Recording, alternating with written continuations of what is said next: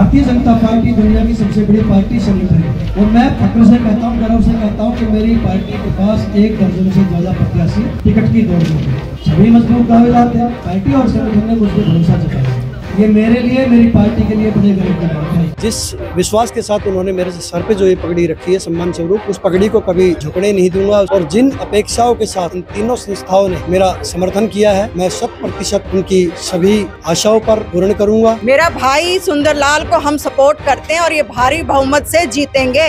इनके टक्कर में नहीं है कोई भी। तीसरी बार भी ट्रिपल इंजन की सरकार बनने जा रही है। हमारा भाई भारी बहुमत से विजयी होंगे। जब ये पोस्ट में नहीं थे तब भी हमने देखा है इतने सोशल वर्क में आगे जन लोगों का बात सुनते हैं, प्रॉब्लम समझते हैं, उसको सोल्यूशन ढूंढते हैं। एकमट होके जो इन्होंने काम करा है सोसाइटी के डेवलपमेंट के लिए, न्यू गुड़गांव के डेवलपमेंट के लिए। हमारे एरिया में इन्होंने पहले जब सरपंच थे उस टाइम भी काफी काम करे थे जी। सुंदरलाल जी में तो ये फर्क है जी, सुंदरलाल जी हर छोटे से लेके बड़े तक हर बंदे से बड़ा उद्यम से मिलते हैं जी, उनका हेल्प भी करते हैं जी हमेशा। नगर निगम चुनाव को लेकर तैयारियां अब राजनीतिक पार्टियों में तेजी पकड़ चुका है। कुछ ही समय रह गया है। 2 मार्च का चुनाव है, उसको लेकर आज भारतीय जनता पार्टी के प्रत्याशी सुंदरलाल सरपंच ने प्रेस वार्ता का आयोजन किया। जी हाँ, नमस्कार, आप देख रहे हैं नव समाचार। मैं हूं रमाकांत उपाध्याय।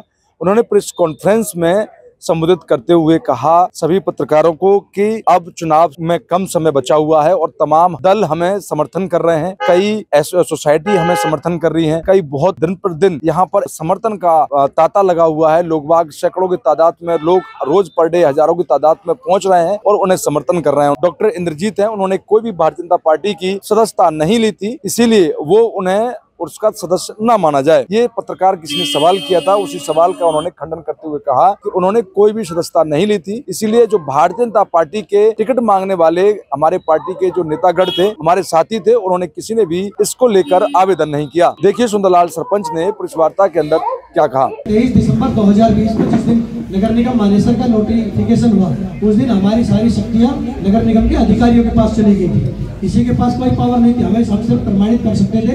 बाकी फाइनेंशियल जो शक्तियां थी वो सारी नगर निगम के अधिकारियों के पास चलेगी। तो नगर निगम के अधिकारी सही तरीके से अपना काम नहीं कर पाए, मैं इस बात को स्वीकार करता हूँ। लेकिन अब चुनाव हो जाएंगे, शहर को अपनी छोटी सरकार मिल जाएगी, वार्ड के काउंसलर मिल जाएंगे 20 और एक मेयर मिल जाएगा एक वार्ड के काउंसलर के लिए।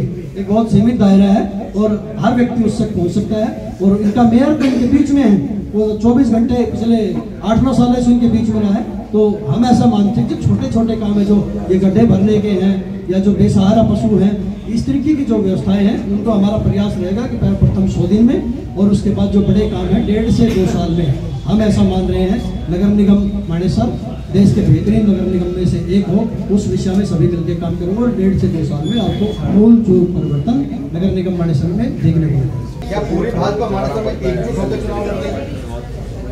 माननीय मोदी जी का चुनाव चिन्ह कमल का फूल, नायब सिंह जी का चुनाव चिन्ह कमल का फूल, राव इंद्रजीत सिंह जी का चुनाव चिन्ह कमल का फूल, राव नरवीर सिंह जी का चुनाव चिन्ह कमल का फूल और नगर निगम मानेसर में मेयर प्रत्याशी का चुनाव चिन्ह कमल का फूल। जब सबके चुनाव चिन्ह एक है तो फिर ये विषय कहाँ से आ गया कि सारी मजबूत भारतीय जनता पार्टी चाहे वार्ड के चुनाव हो, चाहे मेयर का चुनाव हो, चाहे विधानसभा का चुनाव हो, चाहे लोकसभा का चुनाव हो, पूरी मजबूती के साथ एक साथ मिलकर लड़ती है और पूरी ताकत के साथ हम चुनाव लड़ेंगे। हमारे सभी नेता, कल मुख्यमंत्री जी की बड़ी जनसभा है, उसमें आप मंच पे देखेंगे, हमारे सभी दिग्गज नेता उस मंच पे रहेंगे। आपको आपके सवाल का जवाब वहाँ भी मिल जाएगा। वैसे मैंने दे दिया, भारतीय जनता पार्टी एक थी, एक है, एक रहेगी। माननीय मोदी जी के नेतृत्व में थी, मोदी के नेतृत्व में रहेगी। विकसित भारत, विकसित हरियाणा के साथ नगर निगम विकसित कैसे, नगर निगम मानेसर कैसे विकसित बने, उस लक्ष्य पे आगे बढ़े। सुंदरलाल जी, आज प्रेस वार्ता का आयोजन रखा है, यहाँ पर तमाम सभी आपने पत्रकार बुलाए, क्षेत्र के लोग आपको समर्थन दे रहे हैं। क्या खास आज विषय था जिसको लेकर प्रेस वार्ता? देखिए, आज 3-4 बहुत जरूरी जो समर्थन पत्र थे वो हमें मिले हैं। मैं तो ब्राह्मण सभा द्वारा मुझे अपना समर्थन पत्र सौंपा गया है। सर्व समाज के लोग वैसे यहाँ एकत्रित थे, उसके अलावा सिख समाज के जो भी प्रतिनिधि थे उन्होंने भी अपना समर्थन पत्र मुझे दिया है। और उसके बाद रामचरित सेवा मानस ट्रस्ट, उनके भी सभी सदस्यों ने अपना समर्थन पत्र मुझे सौंपा है और सम्मान स्वरूप पगड़ी बांधकर मेरा स्वागत भी किया है। जो भरोसा, जो विश्वास और हरियाणा की जो शान है पगड़ी, जिस विश्वास के साथ उन्होंने मेरे सर पे जो ये पगड़ी रखी है सम्मान स्वरूप, उस पगड़ी को कभी झुकने नहीं दूंगा, उसको कभी गिरने नहीं दूंगा। और जिन अपेक्षाओं के साथ इन तीनों संस्थाओं ने मेरा समर्थन किया है। मैं 100% उनकी सभी आशाओं पर, सभी आकांक्षाओं को पूर्ण करूंगा और जितनी उनकी उम्मीदें हैं उससे और ज्यादा आगे बढ़ूंगा और आगे काम करूंगा उनसे। मेरा भाई सुंदरलाल को हम सपोर्ट करते हैं और ये भारी बहुमत से जीतेंगे।